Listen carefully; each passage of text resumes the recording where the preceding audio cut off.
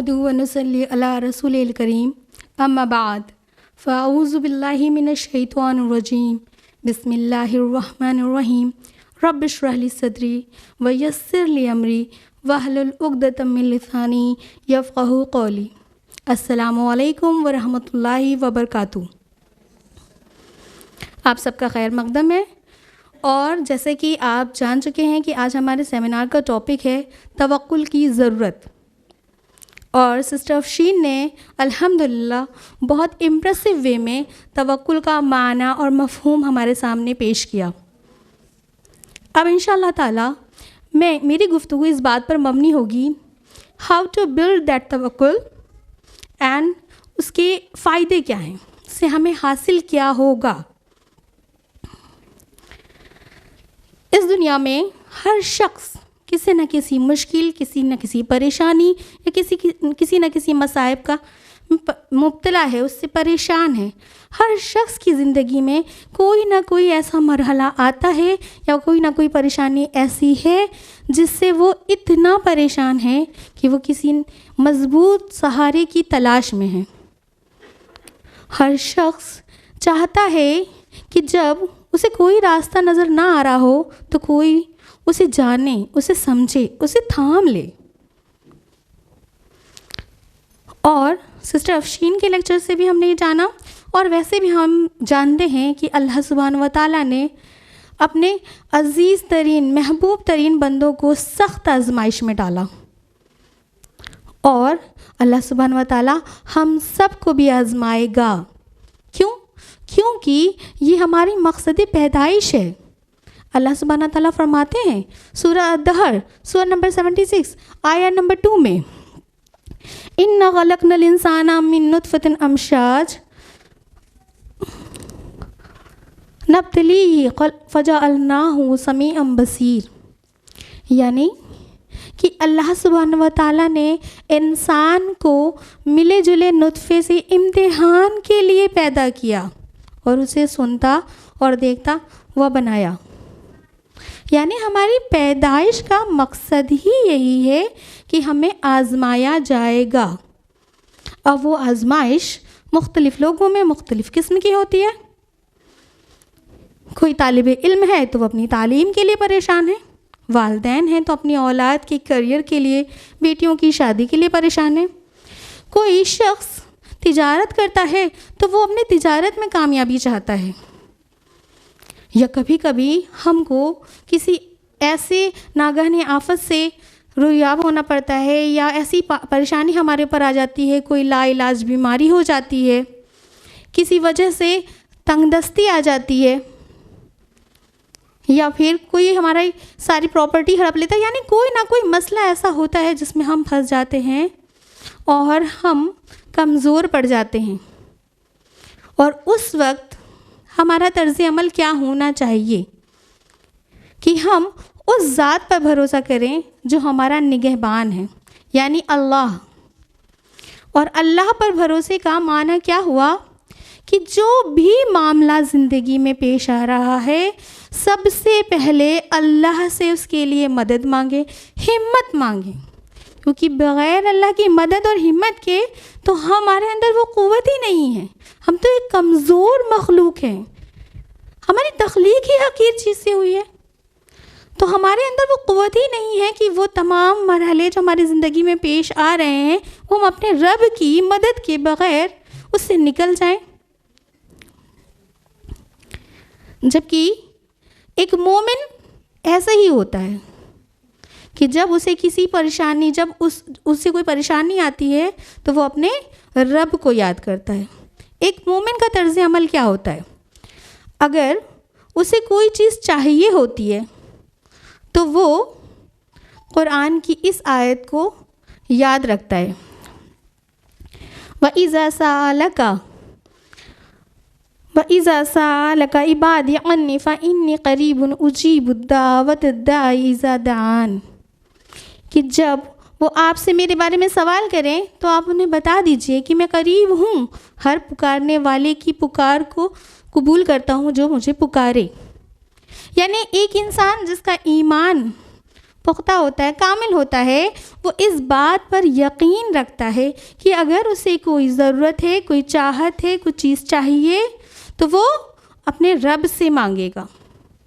اگر اس کی زندگی میں کوئی پریشانی آ جاتی ہے تو وہ گھبراتا نہیں ہے، وہ نا امید نہیں ہوتا، بلکہ وہ یقین رکھتا ہے ما اصاب من مصیبت الا باذن اللہ ومن یؤمن باللہ یہد بقلبہ، کہ نہیں آتی کوئی مصیبت سوائے اللہ کے اذن کے، اور پھر جو ایمان رکھتے ہیں اللہ سبحانہ تعالیٰ ان کے دل کو ہدایت دیتا ہے۔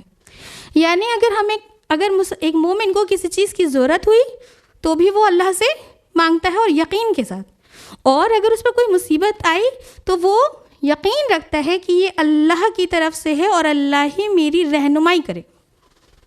پھر ایسے ہی لوگوں کے لیے اللہ سبحانہ تعالیٰ نے فرمایا سورہ انفال سورہ نمبر 8 آیہ نمبر 2 میں کہ ایمان والے بندے وہ ہوتے ہیں کہ جب اللہ کا ذکر آتا ہے تو ان کا دل ڈر جاتا ہے، اور جب اللہ کی آیات سنائی جاتی ہے تو ان کا ایمان بڑھ جاتا ہے، اور یہ توکل کرنے والے بندے ہیں، یہی بندے ہیں جو اللہ پر توکل کرتے ہیں۔ تو ایک مومن کا طرز عمل کیا ہوتا ہے کہ جب کوئی مسئلہ، کوئی پریشانی، کوئی ضرورت ہوتی ہے تو وہ اللہ کی طرف رجوع کرتا ہے، اللہ سے دعا مانگتا ہے، کوشش کرتا ہے، اور اس کے بعد پھر وہ کیا کرتا ہے کہ نتیجے کے لیے، فیصلے کے لیے مطمئن ہو جاتا ہے، کیونکہ اس نے اپنا معاملہ کس کے سپرد کر دیا ہے؟ اللہ کے سپرد کر دیا ہے۔ تو اب اسے اطمینان ہوتا ہے کہ جو بھی فیصلہ ہوگا وہ میرے حق میں وہی بہتر ہوگا، اور اسی کو بولتے ہیں توکل اللہ، یعنی یہی اصلی توکل ہے کہ اللہ سے مانگنا، کوشش کرنا، اور پھر فیصلے کے لیے مطمئن رہنا۔ ایک طرف توکل کے لیے جو پہلی شرط کیا ہوتی ہے کہ اللہ پر ایمان پختہ ہونا چاہیے، یعنی اللہ پر مکمل ایمان ہونا چاہیے۔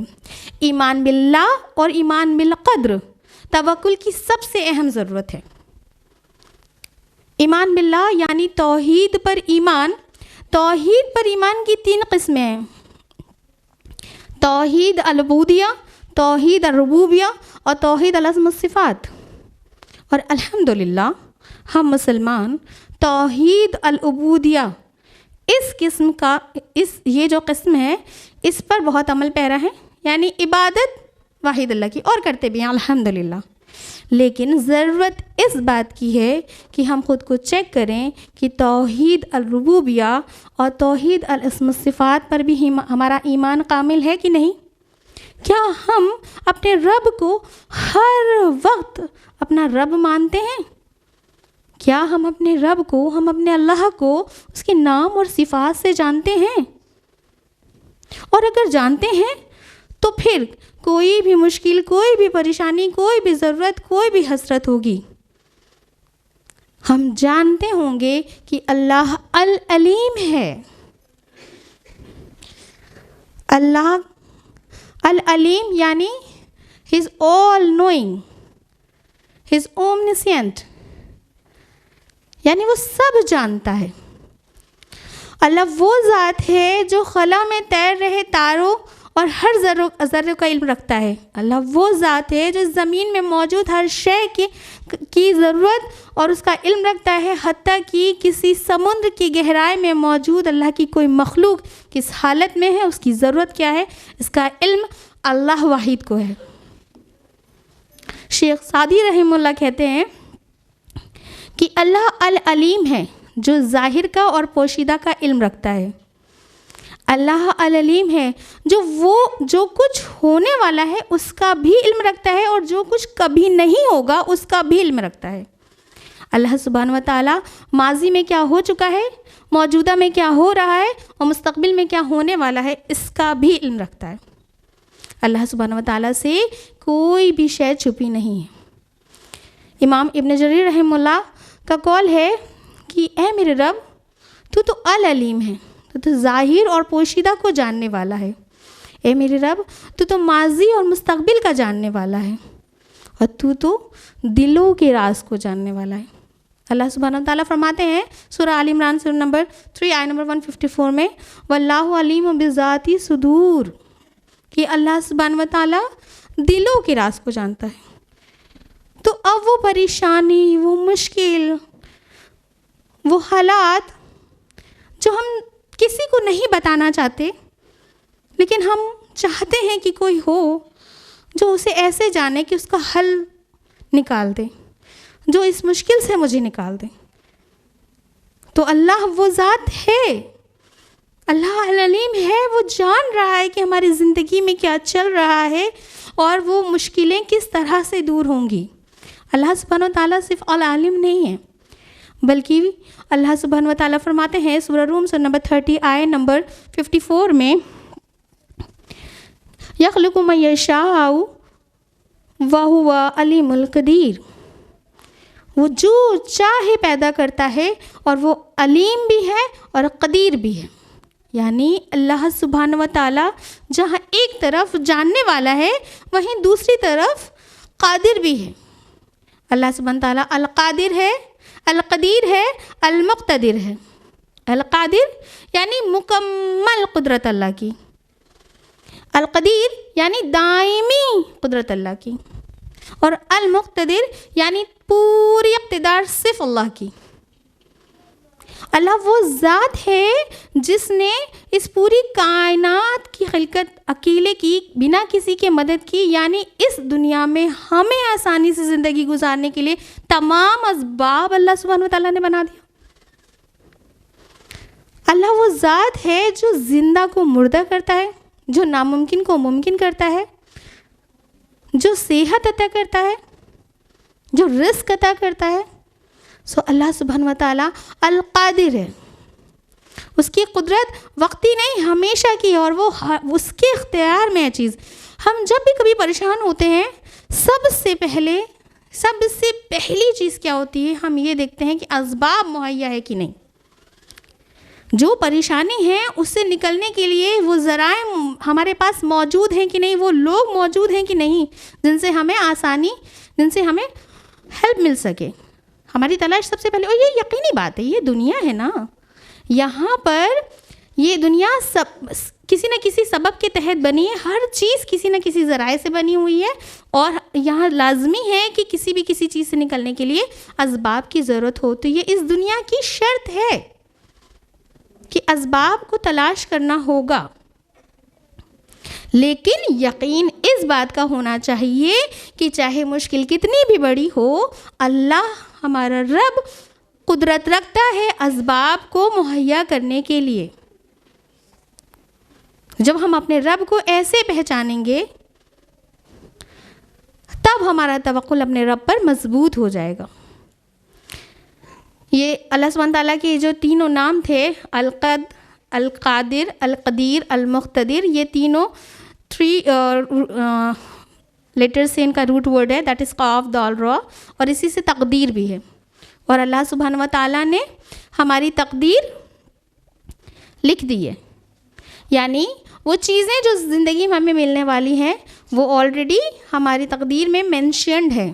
اس سے ریلیٹڈ ایک حدیث ہے ترمذی کی، حدیث نمبر 2516، حضرت عبداللہ بن عباس رضی اللہ تعالیٰ عنہ سے روایت ہے کہ ایک مرتبہ وہ آپ صلی اللہ علیہ وسلم کے ساتھ سواری پہ سوار تھے، اور آپ صلی اللہ علیہ وسلم نے ان سے کہا، اے نوجوان، میں تمہیں کچھ نصیحت دینا چاہتا ہوں۔ تم اللہ کے احکام کو یاد رکھو، اللہ تمہاری مدد کرے گا۔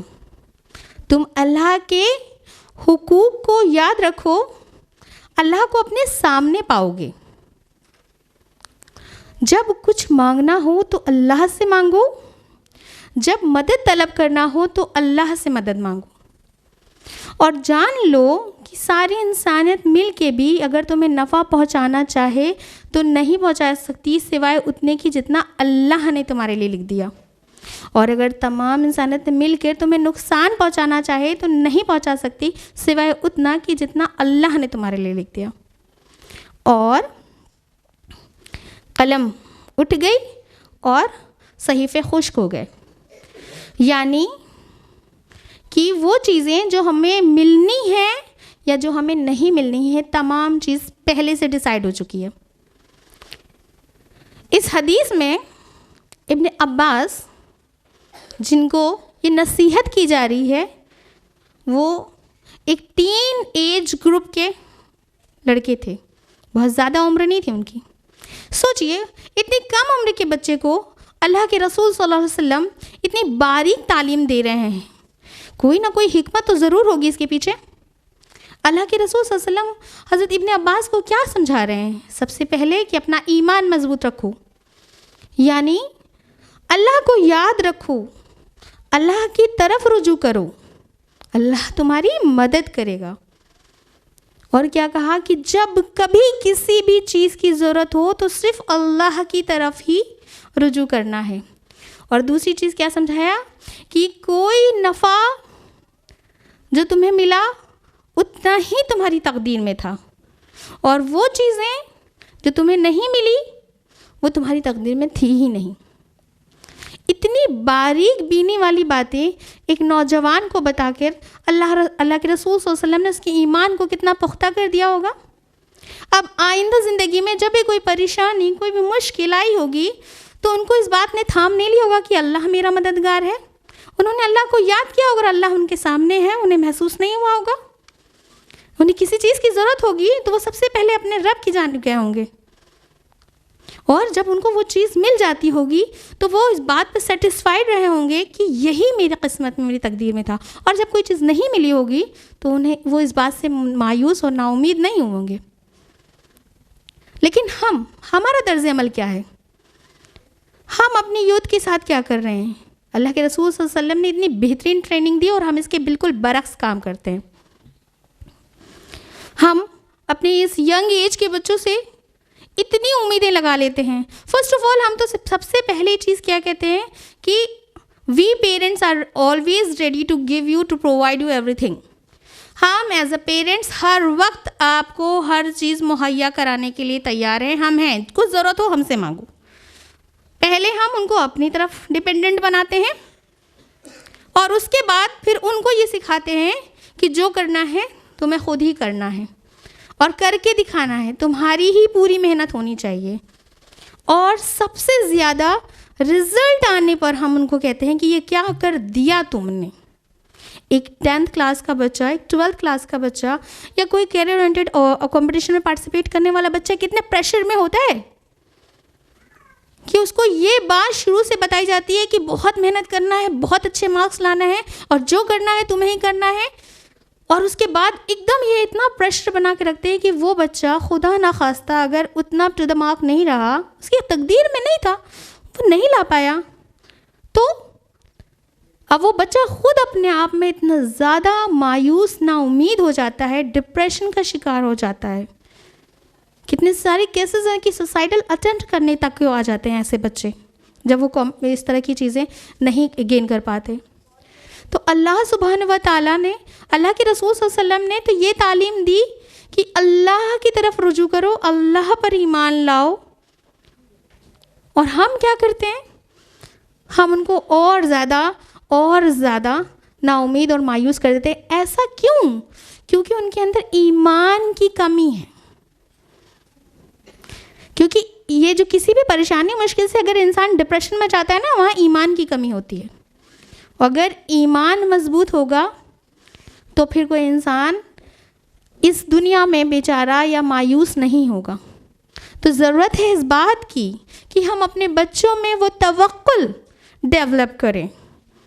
بہت ضرورت ہے کہ ہماری آنے والی جنریشن کے اندر یہ توکل اتنا پختہ ہو اور اس کا صحیح معنی وہ جانتے ہوں، انہیں پتہ ہو کہ توکل کا اگر اول حصہ یہ ہے کہ ہمیں اپنے رب سے مانگنا ہے تو اس کا دوسرا حصہ یہ ہے کہ نتیجہ کچھ بھی آئے گا اس پر مطمئن رہنا ہے، تب جا کے یہ جو پریشانی ہے یہ ختم ہوگی۔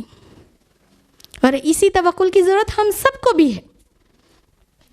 تو جہاں توکل کو ڈیولپ کرنے کے لیے پہلے اپنے ایمان کو چیک کرنا ہوگا، وہیں دوسری سب سے اہم چیز یہ ہے کہ ہمیں کوشش کرنا پڑے گا۔ اللہ کے رسول صلی اللہ علیہ وسلم کی تعلیم یہ نہیں تھی کہ بس اللہ پر بھروسہ کرو، اللہ اللہ اللہ اللہ کرو. یہ تعلیم بالکل نہیں تھی. جہاں تقدیر پر ایمان کی بات میں یہ بتایا گیا کہ جو کچھ ہمارے ساتھ ہونا ہے وہ قدر میں آلریڈی لکھا جا چکا ہے، وہیں دوسری طرف یہ بھی بتایا گیا ہے کہ کوشش بھی کرنا ہے. دیکھیے تقدیر پر ایمان کے وجہ سے لوگوں میں، ہم مسلمانوں میں خاص کر، دو گروپ بن گئے ہیں. ایک وہ گروپ ہے جو کہتا ہے کہ دعاؤں سے کام نہیں چلے گا، اپنی صلاحیت اور اپنی کوشش اور محنت کے اس سے بلبوتے پہ ہم کچھ بھی حاصل کر سکتے ہیں، ہم کامیابی کو پا سکتے ہیں. وہیں دوسرا گروپ کیا ہوتا ہے، وہ کیا کہتا ہے کہ بھائی اگر میری تقدیر ہی میں نہیں ہے تو ہمیں مل ہی کیسے سکتا ہے. اب ہماری قسمت میں رزق ہے ہی نہیں، ہم کتنی بھی محنت کریں، ہم کیا ہی کر لیں، اگر ہمیں کامیاب نہیں ہونا ہے اس امتحان میں تو ہم کامیاب نہیں ہو سکتے. اور اس طرح تقدیر کا آڑ لے کر کے محنت سے کنارہ کشی کر لیتے ہیں. یہ دین اسلام نہیں سکھاتا. دین اسلام میانہ روی سکھاتا ہے، اور اسی کے بنسبت اللہ کے رسول صلی اللہ علیہ وسلم نے سکھایا کہ پہلے ایمان کو پختہ کرو، اللہ سے مانگو اور پھر کوشش کرو.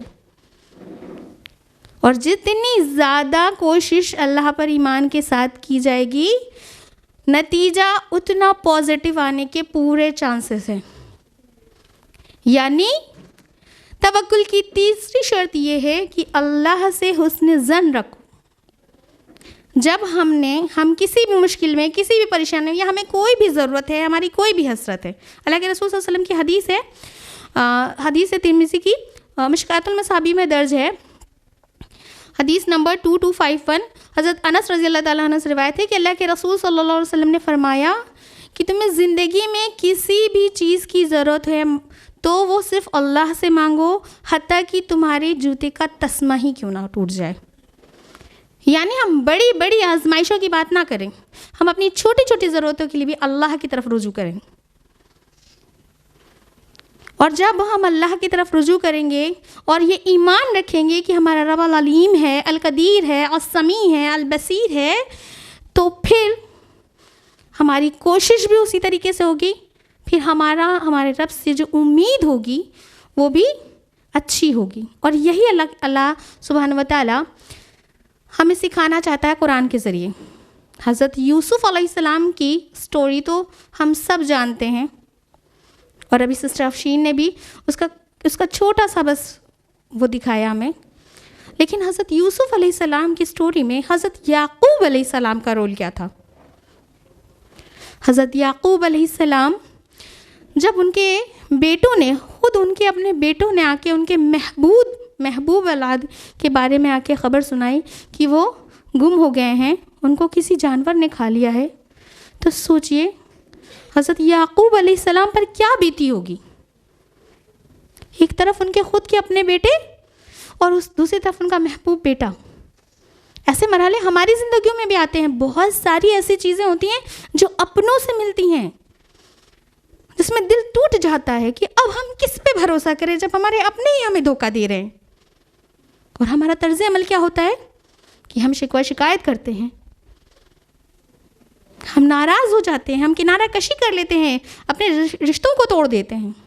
لیکن قرآن ہمیں کیا تعلیم دے رہا ہے؟ حضرت یعقوب علیہ السلام نے کیا کہا؟ فَصَبْرٌ جَمِيلٌ وَاللَّهُ مُسْتَعَانُ عَلَىٰ مَا تَصِفُونَ، کہ میں صبر جمیل کروں گا اور تمہاری ان بنائی ہوئی باتوں پر اللہ سے مدد مانگوں گا. انہوں نے اپنے بچوں پہ کوئی ناراضگی، کوئی شکایت، کچھ بھی ظاہر نہیں کیا. اور صبر جمیل اسی کا نام ہے. یہ حقیقت کو کہیں نہ کہیں وہ جانتے تھے، اس کے باوجود انہوں نے کچھ بھی ریاکشن نہیں کیا اور اپنے رب سے اچھی امید لگائی. اور انہوں نے کہا کہ میں اپنے رب سے مانگوں گا، اور ایسا مانگا، ایسی امید لگائی یعقوب علیہ السلام نے کہ ایک لمبا عرصہ تک ان کی آنکھیں اپنے بچے کے لیے، اپنی اولاد کے لیے انتظار کرتی رہیں. پھر وہ وقت آیا کہ جب یوسف علیہ السلام سے وہ مل گئے. یہ ان کا اپنے رب سے حسن ظن تھا. اور یہ ان کی امید تھی کہ میرا رب مجھے ضرور ملائے گا، اور اللہ سبحانہ و تعالیٰ نے ان کی اس امید پر، ان کے اس توکل پر ان کو یہ عطا کیا۔ جہاں کوشش ضروری ہے وہاں اسباب کا استعمال بھی بہت ضروری ہے۔ ابھی آپ نے موسیٰ علیہ السلام کے بھی قصہ سنا۔ موسیٰ علیہ السلام کے قصے میں موسیٰ علیہ السلام کی ماں کا کیا رول تھا؟ جس سال موسیٰ علیہ السلام پیدا ہوئے اس سال یہ حکم جاری ہوا کہ تمام لڑکوں کو جو نومولود بوائز ہوں گے ان کو کیا کر دیا جائے گا؟ قتل کر دیا جائے گا۔ یہ بات موسیٰ علیہ السلام کی ماں کو کتنا ڈرا رہی ہوگی۔ وہ ماں اس چھوٹے سے نیو بورن بیبی کو اپنے ہاتھ میں لے کے پریشان تھی کہ وہ کیا کرے۔ اللہ سبحانہ و تعالیٰ اس کے دل میں الہام کرتے ہیں، خیال آتا ہے کہ بچے کو کسی باسکٹ میں یا باکس میں ڈال کے پانی کی دریا میں بہا دو۔ یہ خیال، یہ الہام بہت آسان نہیں تھا، لیکن صرف ڈر تھا کہ بچے کو اپنے بات سے دور لے جائیں، اور انہوں نے اس بات پر لبیک کہہ دی اور اپنے بچے کو، ایک نیو بورن بیبی کو ایک باکس میں رکھ کر پانی کی دریا میں بہا دیا۔ بس اتنا ہی ہوا ہوگا؟ نہیں، اس ماں کے دل میں ہزاروں نیگیٹو تھاٹس بار بار اس کو ہٹ کر رہے ہوں گے۔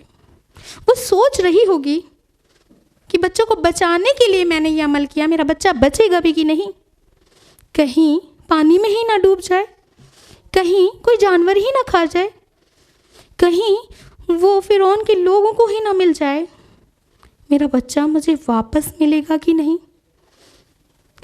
ایک ماں کو یہ سوچ پریشان کر رہی تھی۔ اس کا تذکرہ اللہ سبحانہ تعالیٰ نے قرآن میں فرمایا ہے کہ اس کی حالت، اس کی جو کیفیت تھی وہ ایسی ہو رہی تھی کہ وہ خود اس راز کو فاش کر دیتی،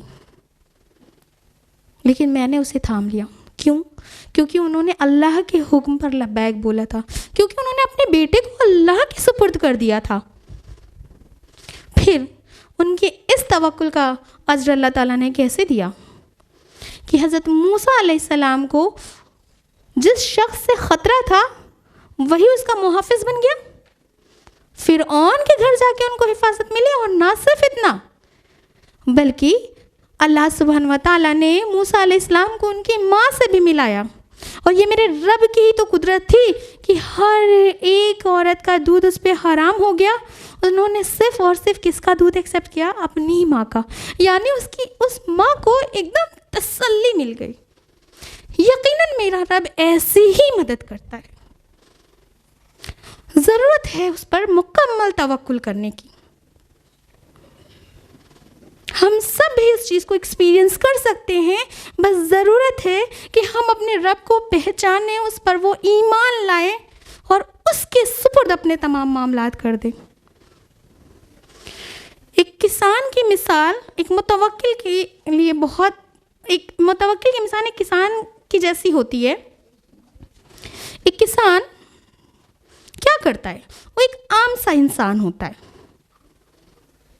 وہ اپنے آپ کو کچھ نہیں سمجھتا، لیکن وہ روز صبح اٹھتا ہے، اپنی سخت زمین پر جاتا ہے اور محنت کرتا ہے، اپنی سخت زمین کو پھوڑتا ہے، اس کو تیار کرتا ہے فصل کے لیے۔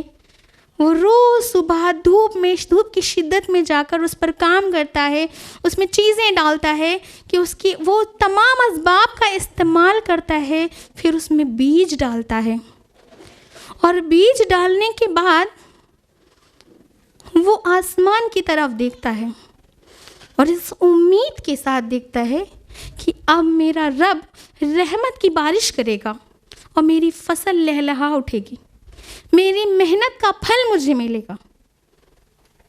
اور اس کی یہ امید، اس کا یہ حسن ظن اپنے رب کے ساتھ اللہ کو اتنا پسند آتا ہے کہ اللہ تعالیٰ رحمت کی بارش کرتا ہے اور اس کی فصل لہلہا اٹھتی ہے۔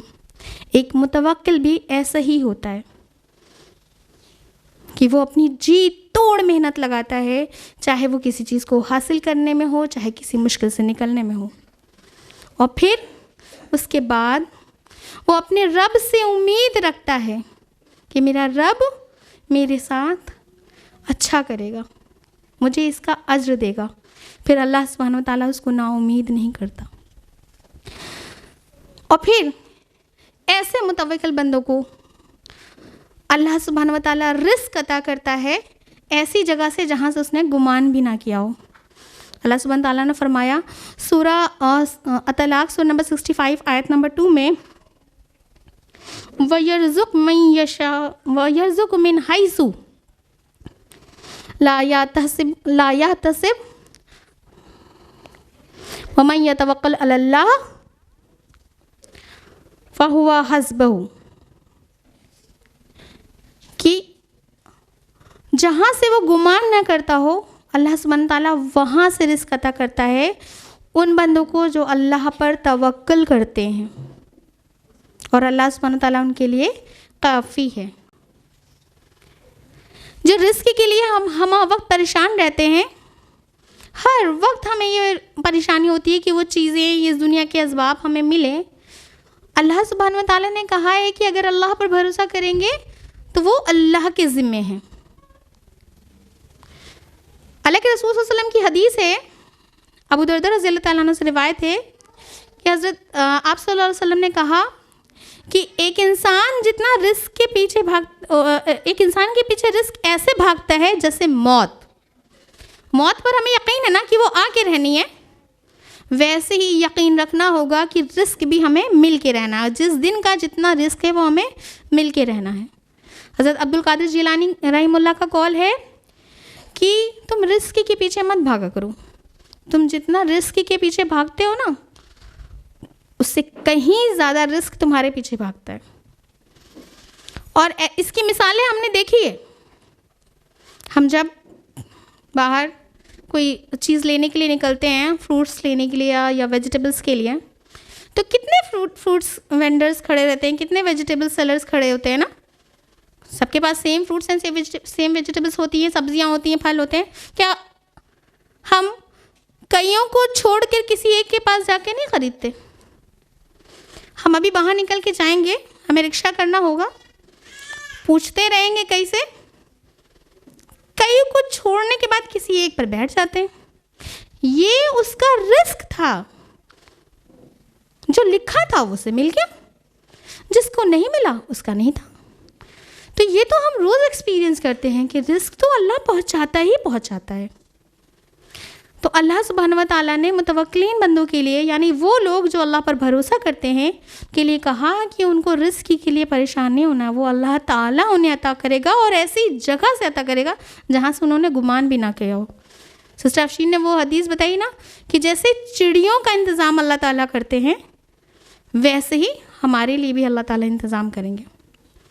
اور دوسری کیا چیز، جو اللہ پر بھروسہ کرتے ہیں ان کو دوسری کیا چیز حاصل ہوتی ہے؟ حفاظت۔ اللہ سبحانہ و تعالیٰ پھر ان کو ہر مشکل، ہر پریشانی سے محفوظ کرتا ہے۔ اس کی سب سے اچھی مثال اصحاب کہف ہے۔ آپ سب نے سورہ کہف پڑھا ہوگا، آپ سب کا یہ روٹین ہوگا کہ ہر فرائیڈے پڑھتے ہوں گے، اور اکثر مجھے پوری امید ہے کہ اکثر لوگ جانتے بھی ہوں گے کہ اصحاب کہف کے ساتھ کیا معاملہ پیش آیا۔ اصحاب کہف کون تھے؟ وہ ہماری طرح عام لوگ تھے، بس انہوں نے اپنے رب کو پہچان لیا تھا، اپنے رب پر سچا کامل ایمان لایا تھا۔ پھر اللہ تعالیٰ نے انہیں آزمایا، اور سرکش بادشاہ نے یہ اعلان کر دیا کہ بتوں کو سب کو سجدہ کرنا ہے، اور اصحاب کہف نے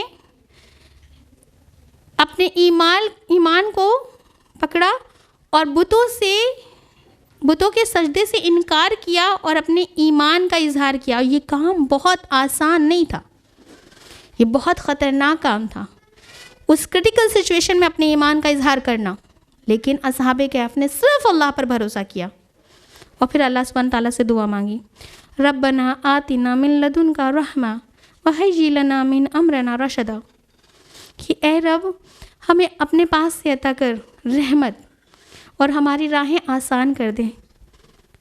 پھر اللہ سبحانہ و تعالیٰ نے ان کے اس کامل ایمان اور ان کے اس بھروسے کے بدلے میں انہیں ان کی کیسی مدد کی؟ بنا کسی لڑائی جھگڑے نقصان کے، ایون ایک چوٹ کے بنا بھی انہیں اس مشکل حالات سے باہر نکال دیا، ایک محفوظ غار میں جگہ دی اور 300 سال تک انہیں سلا دیا، ان کی تمام ضروریات سے ان کو بر ذمہ کر دیا۔ اور وہ حسرت، وہ کوشش جو وہ اپنی زندگی میں کر رہے تھے، اس دور میں کر رہے تھے، اس کو انجام تک پہنچا کر اللہ سبحانہ تعالیٰ نے انہیں پھر سے جلایا اور پھر انہیں دکھایا کہ جو آپ چاہتے تھے وہ ہوا ہے۔ اللہ سبحانہ تعالیٰ نے اپنے عام بندوں کے اس کامل توکل کی وجہ سے ان کی معجزانہ طریقے سے مدد کی۔ اگر ہم اپنے رب پر ویسا بھروسہ کریں گے تو اللہ سبحانہ تعالیٰ ہمیں بھی اپنے محبوب ترین بندوں میں شامل کر لے گا، کیونکہ اللہ سبحانہ تعالیٰ کا وعدہ ہے۔ سورہ آل عمران سورہ نمبر 3 اور آیہ نمبر 154 میں، واللہ یحب المتوکلین، کہ اللہ سبحانہ و تعالیٰ توکل کرنے والوں کو محبوب رکھتے ہیں، ان سے محبت کرتے ہیں۔ یہ آیت کتنی خوش کر دینے والی ہے۔ جس ذات کے بارے میں ابھی ہم نے جانا کہ وہ العلیم ہے، وہ القدیر ہے، وہ مقتدر ہے، وہ السمیع ہے، وہ البصیر ہے، وہ ذات ہم سے محبت کرے گی بشرطے کہ ہم توکل کریں۔ تو اگر ہمیں اولیاء اللہ میں شامل ہونا ہے تو اس کی شرائط میں سے ایک شرائط اللہ پر مکمل توکل بھی ہے۔ اور اولیاء اللہ کے لیے اللہ سبحانہ تعالیٰ کیا فرماتے ہیں؟ سورہ یونس سورہ نمبر 10 آیت نمبر 62 میں، کہ جو اللہ کے دوست ہوتے ہیں نا، انہیں کوئی خوف نہیں ہوتا، انہیں کوئی غم نہیں ہوتا۔ یعنی جو پاسٹ میں ہو گیا اس کا کوئی غم نہیں، جو فیوچر میں ہونے والا ہے اس کا کوئی خوف نہیں۔ ہمارے ساتھ کیا مسئلہ ہونے والا ہے، کیا ہو گیا ہے، یہ ساری چیز اللہ کے سپرد۔ تو کیا ہم اللہ کے دوست نہیں بننا چاہیں گے؟ ضرورت ہے نا، ہمیں ضرورت ہے ہمیں، حتیٰ کہ ہماری زندگی میں کوئی پریشانی نہ بھی ہو، ہم بہت آسان زندگی گزار رہے ہوں، لیکن کیا ہم اپنے رب کے دوست نہیں بننا چاہیں گے؟ ہو سکتا ہے ہماری زندگی کے پاس بہت خراب رہا ہو، تو کیا ہم ان تمام چیزوں کو نہیں بھول جانا چاہیں گے؟ تو اللہ سبحانہ و تعالیٰ پر توکل کا ایک ریوارڈ یہ بھی ہوتا ہے کہ اللہ سبحانہ و تعالیٰ متوکلین کو سے محبت کرتا ہے، اور نہ صرف اس دنیا میں رزق عطا کرتا ہے، حفاظت عطا کرتا ہے، اپنی محبت عطا کرتا ہے، بلکہ اللہ سبحانہ و تعالیٰ تو اپنے متوکل بندوں کو آخرت کی بھی کامیابی کی خبر سناتا ہے۔ اللہ سبحانہ تعالیٰ فرماتے ہیں سورہ الشورى سورہ نمبر 42 آیہ نمبر 36 میں کہ یہ جو چیزیں تمہیں اس دنیا کی زندگانی کے لیے دی گئی ہیں وہ بہت تھوڑا سا اسباب ہے، جو اللہ کے پاس ہے وہ بدرجہ بہتر اور پائیدار ہے، اور وہ ان کے لیے ہے جو ایمان لائیں اللہ پر اور صرف اللہ پر ہی بھروسہ کرتے ہیں۔ اس دنیا میں تو چیزیں مل ہی جاتی ہیں، پریشانی آتی ہے چلی ہی جاتی ہے، لیکن ضرورت کس کی ہے؟ آخرت میں کامیابی کی، آخرت میں آسانی کی۔ تو اللہ سبحانہ تعالیٰ اپنے مومن بندوں اور متوکلین بندوں سے وعدہ کرتا ہے کہ وہ ان کے لیے ہے۔ یہ تمام باتیں سن کر محسوس تو بہت اچھا لگ رہا ہوگا، بہت فیل ہو رہا ہوگا کہ ہاں یہ باتیں سچ ہے، حق ہے، لیکن کیا ہمارے سامنے ایسی کوئی مثال ہے کہ جو آج کے دور میں ایک کامل ایمان کا مظاہرہ کرے؟ کیا آج کے دور میں وہ اللہ پر ایسا توکل کرے؟ میں آپ کے سامنے ایک مثال پیش کرتی ہوں۔ ایک سٹوری ہے، ریئل سٹوری ہے۔ ایک ایک لڑکی جو ایک نارمل فیملی سے بلانگ کرتی تھی، جس کی فیملی میں صرف عبادات لائک فرض نمازیں، قرآن کی تلاوت، رمضان کے روزے، بس جیسا ایک عموماً ہر مسلم فیملی میں چلتا ہے، اتنا ہی اللہ سے تعلق تھا. اللہ سبحانہ و تعالیٰ نے اس لڑکی کو ایک شخص کی نکاح میں ڈالا، اور الحمدللہ وہ انسان جن سے ان کا نکاح ہوتا ہے وہ کامل ایمان کے شخص تھے. اس لڑکی کے خاندان میں وہ پہلا نکاح تھا جو سنت کے مطابق ہوا. کیوں؟ Because of that person. اس شخص نے کہا کہ سنت کے مطابق نکاح ہوگا. نکاح ہوتا ہے، وہ بچی چلی جاتی ہے، زندگی گزر رہی تھی. پھر اللہ سبحانہ و تعالیٰ نے ان کو آزمانا شروع کیا. آزمائش کی جو سب سے پہلی چیز تھی وہ یہ تھی کہ وہ جو پرسن تھے وہ جہاں جاب کرتے تھے اس کمپنی میں یہ رول نکال دیا گیا کہ اگر آپ کو کیری آن کرنا ہے تو آپ کو داڑھی ہٹانی ہوگی. انہوں نے کہا کہ میں یہاں اس کمپنی میں جاب ہی نہیں کروں گا لیکن میں داڑھی نہیں ہٹاؤں گا. دیکھیے داڑھی بہت اہم چیز نہیں ہے، لیکن یہاں ایمان کی بات ہو رہی ہے. ایک پکا ایمان ہوگا نا اس شخص کا. اس نے کہا نہیں، میں اس سنت سے کمپرومائز نہیں کروں گا. انہوں نے جاب چھوڑ دی، تلاش کی، نہیں ملی، ٹیوشنز شروع کر دیا، ہوم ٹیوشنز دینا شروع کر دیا، اور اب ان کی آزمائش کا مرحلہ بڑھتا چلا گیا. اللہ سبحانہ و تعالیٰ نے ان کو صحت سے آزما لیا. the same person، یعنی جو گھر کا قوام ہے اس کو سخت بیماری میں مبتلا کر دیا. بیماریاں بڑھتی گئی، اور یہ چیز جو بیماری والا جو مرحلہ سٹارٹ ہوا وہ کووڈ-19 پیریڈ سے سٹارٹ ہوا. بیماری بڑھتی چلی گئی حتیٰ کہ یہ پوزیشن آ گئی کہ فائنینشیل کرائسس محسوس ہونے لگی. یعنی ایک انسان جو کماتا ہے وہ بیمار پڑ گیا، جس کا کوئی بہت زیادہ رچ سورس تو نہیں تھا، تو آس پاس سارے رشتہ داروں نے سجیسٹ کرنا شروع کر دیا کہ لون لے لیجئے اور انشورنس کرا لیجئے. انہوں نے کہا نا، حرام ذرائع سے کچھ بھی نہیں. اللہ تعالیٰ نے جس حال میں رکھا ہے میں خوش ہوں. اللہ چاہے گا تو مجھے نکال لے گا نا. اور اسی درمیان وہ شخص اپنی بیوی اور اپنے بچوں کی تربیت بھی کر رہا تھا اپنے عمل کے ذریعے، اپنے کامل ایمان کے ذریعے. ان کی آزمائش بڑھتی چلی گئی حتیٰ کہ آدھے جسم کی جان نکل گئی. لوگ بہت پریشان ہوئے. انہیں شوگر اتنا زبردست ہو گیا تھا کہ ڈاکٹر نے ان کا پیر کاٹنے کی بول دیا. یہاں تک کہ ان کو انستھیسیا کے لیے بھی وہ تیار نہیں ہو رہے تھے کہ نہیں، میں اسے بھی نہیں لوں گا. ایک انسان اتنا تقویٰ، اتنا پرہیز والا اور سخت آزمائش میں پڑا ہوا ہے، اس کی جسم پہ اذیت پڑ رہی ہے، اسے اتنی تکلیف ہو رہی ہے، لیکن پھر بھی وہ اپنے رب سے پر امید ہے اور وہ صرف اپنے رب کو راضی کرنا چاہ رہا ہے کہ میں ایسا کوئی عمل نہیں کروں گا کہ میرا رب مجھ سے ناراض ہو جائے. حتیٰ کہ وہ وقت آ گیا کہ جب اللہ سبحانہ و تعالیٰ نے کہا کہ اب آپ کو یہاں نہیں رہنا ہے، اور موت کا وقت بہت قریب تھا. اس وقت بھی وہ شخص اپنی بیوی کو یہ نصیحت کر رہا تھا کہ دیکھو میرے مرنے کے بعد کوئی ایسا کام مت کرنا، کوئی بدعت، کوئی ایسا کام مت کرنا جس کا اللہ کے رسول نے حکم نہ دیا ہو. اس کا پورا خیال رکھنا. وصیت یہ تھی اس شخص کی. اور پھر وہ شخص اس دنیا سے چلا گیا. انا للہ و انا الیہ راجعون. کتنا فائدے کا سودا کر کے گیا نا، اپنی آخرت کے بدلے اس دنیا کو قربان کر دیا. اور یہ یقین ہے کہ اگر اس کا ایمان واقعی میں اتنا پختہ و کامل تھا تو اللہ سبحانہ و تعالیٰ ان کو ضرور اجر دے گا.